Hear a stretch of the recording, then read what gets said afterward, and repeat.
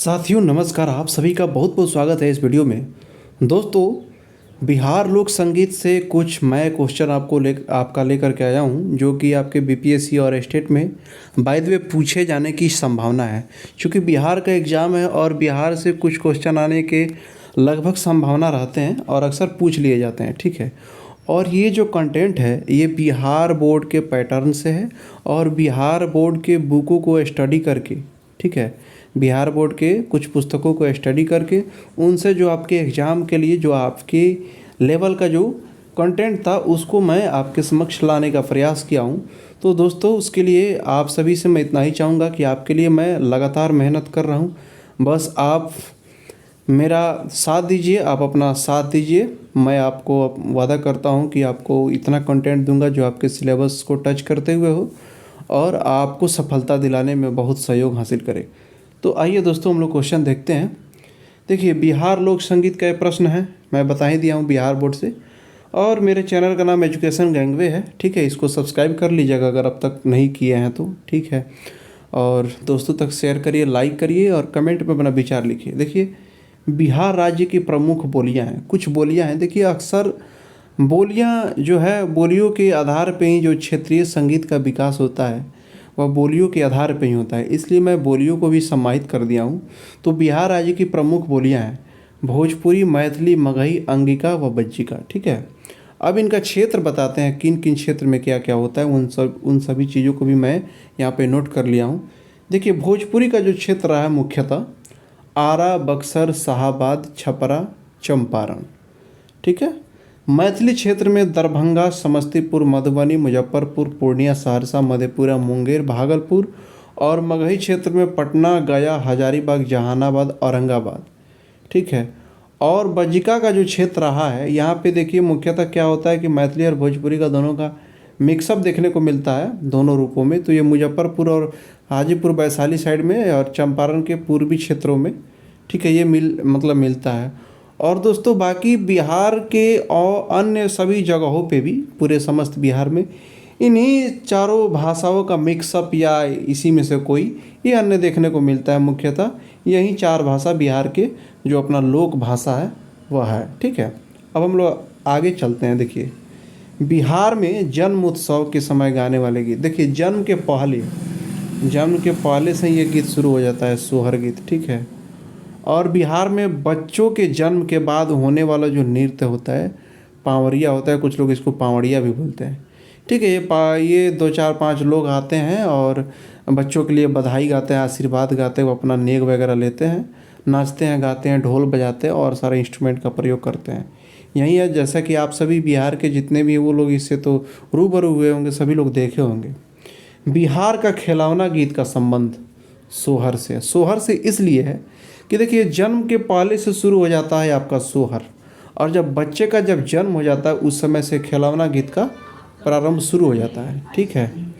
बिहार के कुछ अन्य लोक संगीत हैं जो, देखिए, बिहार में सबसे पहले मैं आपको बता दूं, कुछ ऋतु प्रधान गीत है, जैसे तरह तरह के ऋतुओं से संबंधित गीत है जिसको मैं बताऊंगा इस वीडियो में सारी चीज़ें। जैसे आपको मान लीजिए वर्षा में कजरी गाना है, धान की रोपनी के समय गाना है, और कुछ आपका संस्कार से संबंधित है, जैसे शादी विवाह, जनेऊ, ये सब। मतलब हर तरह का इसमें बिहार समझिए कि एक संस्कृति का धरोहर है। इतना समझिए, बहुत ही सुंदर प्रदेश है। यहाँ पे हर मौसम में, हर पर्व में, हर संस्कार में अलग अलग कुछ आपको लोक संगीत देखने को मिल जाएंगे, जिसको मैं शॉर्ट में यहाँ पे बताने के लिए प्रयास किया हूँ, जो आपके एग्ज़ाम में पूछे जा सकते हैं। ठीक है। तो बिहार के अन्य लोक संगीत मुंडन गीत हैं, जो जनेऊ गीत होते हैं। कोहबर गीत, जब शादी करके कन्या आती हैं, ठीक है, उस समय ये प्रयोग होता है। निर्गुण है, ठीक है, ये बहुत ही मार्मिक गीत होता है। निर्गुण अक्सर जीवन की जो सच्चाई है इसमें बताया जाता है कि हाँ, ये जो शरीर है यह समझिए मिट्टी का है और एक दिन इसको यहाँ से छोड़ के चले जाना है। बहुत ही मार्मिक मैटर है ये। झिझिया होता है, ठीक है, अक्सर ये झिझिया आपको दशहरे के समय में किया जाता है। फिर उसी तरह से आपका डोमकच है, जब बच्चों का विवाह होता है, बच्चे का नहीं मतलब जो बर का जो विवाह होता है, जब बाराती चले जाते हैं तो स्त्रियां अपने मनोरंजन के लिए एक तरह का नेग है, ये करती हैं। समदौनी गीत है लड़कियों की शादी में या लड़कों की शादी में, ये नेग नेग का गीत है। कजरी है वर्षा ऋतु में सावन में गाया जाता है। सुगना नृत्य है, ठीक है, ये अक्सर पश्चिमी चंपारण के बगहा क्षेत्रों में ये देखने को मिलता है। ठीक है, पश्चिमी चंपारण के बगहा क्षेत्रों में सुगना देखने को मिलता है। आपको मैं बोला ना, अलग अलग जगहों के वहाँ पे जगह के हिसाब से, वहाँ के रीति रिवाज के हिसाब से, मौसम के हिसाब से अलग अलग संगीत आपको देखने को मिलते हैं। बिहार में बता ही दिया हूँ, एक संस्कृति का धरोहर है। ठीक है, वैसे तो भारत भी है अपना। बिहुला है, विदेशिया है, जो भिखारी ठाकुर इसको गाते थे। ये नाटक था, एक तरह का विरह था। जो बाहर रहने वाले पुरुष थे चले जाते थे अपने, मतलब कि अपनी पत्नी को छोड़ करके। एक तरह का वियोग गीत है। जाट चटिन है, ठीक है, ये एक तरह का जाति प्रधान गीत है, लोग नाच करते थे। होरी है, देशभक्ति गीत भी होता है यहाँ पे। चैती है, मल्लार है, ठीक है। मिथिला क्षेत्र में कजरी के गीत ही जैसा, जिसको मल्हार भी बोलते हैं, कजरी के जैसा ये भी ऋतु प्रधान है। मिथिला क्षेत्र में इसको गाया जाता है। अब देखिए, आपको मैं बता देता हूँ, राम चतुर मलिक के बारे में एग्जाम में पूछ लिया गया था, उसको भी मैं यहाँ पे मेंशन कर दिया हूँ। राम चतुर मलिक ध्रुपद और धमार के गायक थे, बहुत ही प्रख्यात गायक थे। और इनका जो घराना था दरभंगा घराना, जिसको अमता भी बोला जाता है। इनका जन्म हुआ था 5 अक्टूबर 1902 को और मृत्यु हुआ था 11 जनवरी 1990 में। देखिए, आपको फिर से मैं बता दूं, राम चतुर मलिक का जन्म कब हुआ था? 5 अक्टूबर 1902 को याद रखेंगे। और इनकी मृत्यु हुई थी 11 जनवरी 1990 में। ठीक है, लगभग 88 वर्ष ये जीवित रहे। मृत्यु हो गई इनकी 11 जनवरी 1990 में। आइए भिखारी ठाकुर के बारे में हम थोड़ा सा देख लेते हैं। भिखारी ठाकुर वहीं जो आपके विदेशिया के जो जन्मदाता माने जाते हैं, इनकी एक रचना है, विदेशिया नाटक थी, बहुत ही फेमस हुआ। आज भी लोग इस पे अपना काम करते हैं। देखिए, भिखारी ठाकुर भोजपुरी के गीतकार थे, गायक थे और नाटककार थे। भिखारी ठाकुर को सभी लोग जानते हैं, भोजपुरी के शेक्सपियर कहे जाते हैं। इनका जो जन्म हुआ था 18 दिसंबर 1887 को, छपरा जिला के रहने वाले थे।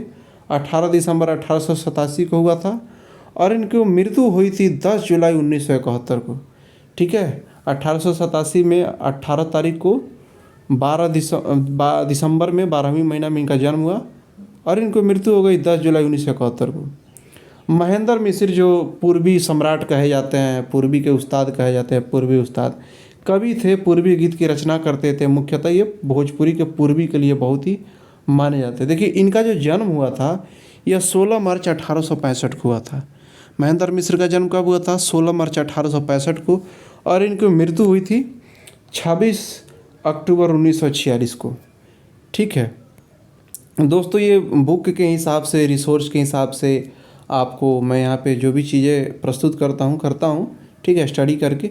हो सकता है किसी किसी बुक में कुछ और कंटेंट हो, तो उसके लिए आप दिल पे ना लेंगे। मैं हमेशा से बोलते आ रहा हूँ, क्योंकि संगीत का जो कंटेंट है ना, अलग अलग पुस्तक में मैं ये मानता हूँ कि हो सकता है थोड़ा सा मिसमैच हो सकता है, लेकिन मुख्यतः जो बोर्ड मान के चलता है उसको मैं आपके समक्ष लाने का प्रयास करता हूँ और लगभग ये सही है। ठीक है, ढोलक और जहाज़ पर गाए जाने वाला चैता, एक चैता का ही प्रकार है जो ढोलक और जहाज़ पर गाए जाते हैं, उसको घाटो बोलते हैं, याद रखिएगा। अगला गीत है बारहमासा।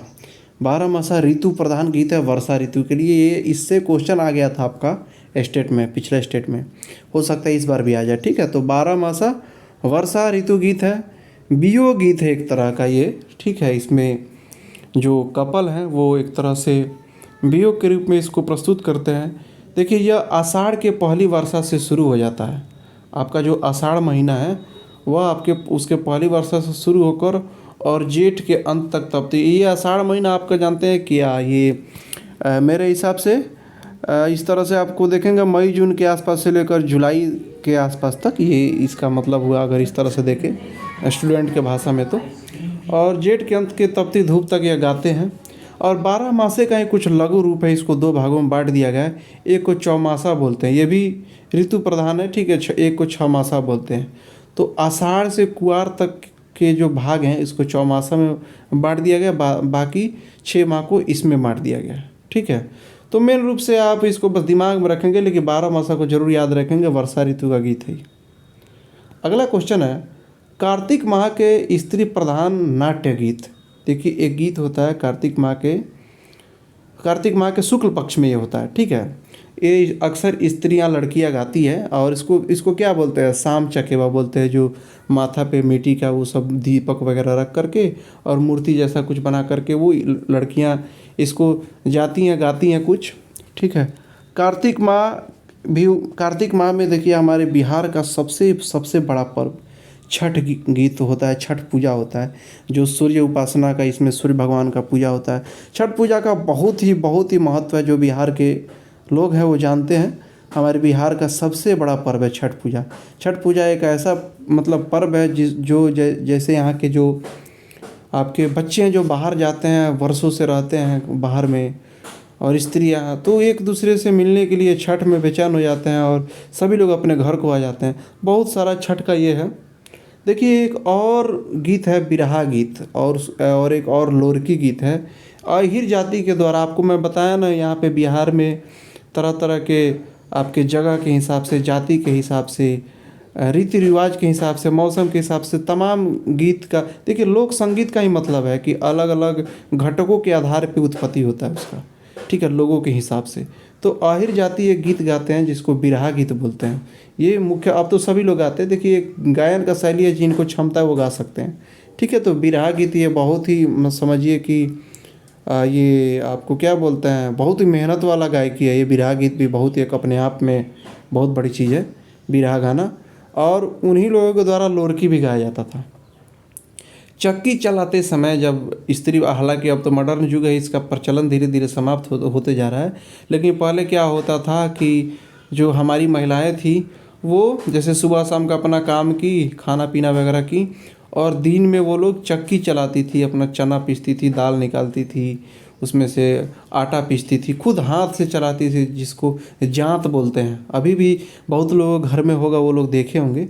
तो चक्की चलाते समय स्त्री प्रधान जो गीत होता था उस समय, जो लोग जो मेहनत का उन पे असर ना हो, वो लोग मनोरंजन के साथ साथ अपने काम को निपटारा के लिए तरह तरह का वो लोग अपना लोक संगीत का उत्पत्ति किए थे।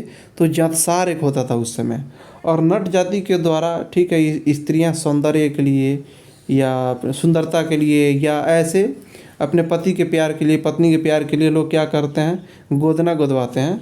तो ये नट जाति के द्वारा गोदना यहाँ पे एक होता है। इस समय भी गोदना गीत उस समय गाते हैं वो लोग, ठीक है। धान रोपनी के समय कृषक गाते हैं अपने मेहनत को फटाफट मनोरंजन के साथ करने के लिए, तो बहुत ही प्यारा लगता है। आप भी देखे होंगे धान के रोपनी के समय, जो भी लोग ग्रामीण परिवेश से ताल्लुक़ रखते हैं, चोचर गीत होता है। विवाह के गीतों में कुछ गीत हैं जिसको फागु, चैताव और झूला, झूमर, तिरहुती, भक्ति भी कुछ गीत होता है, देवी माता का या किसी भगवान का, साँझ पराती होता है, लगनी, मंगल गीत, ये सब इत्यादि होते हैं। ये सब रीति रिवाज वाले गीत हैं। बस मुख्यतः आपको इसको ध्यान में रखना है कि ये सब बिहार के ये चीज़ें हैं। पूछ देगा निम्नलिखित में से बिहार से संबंधित लोक संगीत, तो इसमें ये सब अगर ऑप्शन में रहेगा तो आप अगर एक नज़र देखे रहेंगे तो उसको आप लगा लेंगे, ठीक है। अगला क्वेश्चन हम लोग देख लेते हैं, पूर्वी गीत के निर्माता, ठीक है। इस तरह से पूर्वी के तो बहुत सारा रचना किए आपके महेंद्र मिश्र, लेकिन उनके पहले के पूर्वी के जो निर्माता माना जाता है वो महावीर मिश्र माना जाता है, जो छपरा के, आपके छपरा में एक पकड़ी गांव है वहाँ के रहने वाले थे, ठीक है। पूर्वी गीत के निर्माता माना जाता है महावीर मिश्रा को। और वैसे ही लोक संगीत के तमाम और सारे भी चीज़ों का, गीतों का, नाटकों का, यह भिखारी ठाकुर की तरह ही बहुत सारे लोक संगीत का उत्पत्ति किए हैं, वो रचना किए हैं। लोक संगीत के धरोहर माने जाते हैं ये भी। एक नाम और आता है बिहार के जो संगीत के विद्वान हैं, उनका नाम विद्यापति ठाकुर है। तो दोस्तों आज के इस वीडियो में जो मैंने आपको अभी तक इसमें जो मटेरियल दिया, ये बिहार के लोक संगीत से बस इतना ही आप अगर कमांड में रखते हैं तो मेरा विश्वास है कि आपका बिहार के लोक संगीत से कोई भी क्वेश्चन हो इससे बाहर नहीं जाएगा, ठीक है। और ये आपके बिहार के, वो आपके स्टेट हो या बीपीएससी हो, उसको ध्यान में रख के ये आपको मैं वीडियो दे रहा हूँ। और जितने भी वीडियो हैं आपके सिलेबस को ध्यान में रखते हुए ही हैं, ठीक है। तो आप वीडियो को निसंकोच आप विश्वास के साथ देखिए, आप सफलता हासिल करेंगे। और यही मेरा प्रयास है। बस आप सभी से भी मैं अपने लिए भी, आप सभी छोटे हो या बड़े हो, आप मेरे लिए भी दुआ कर सकते हैं, साथ साथ मुझे सपोर्ट कर सकते हैं, ताकि आपके साथ मैं भी कुछ सीख सकूँ और आगे बढ़ सकूँ। तो धन्यवाद दोस्तों, मिलते हैं नेक्स्ट वीडियो में।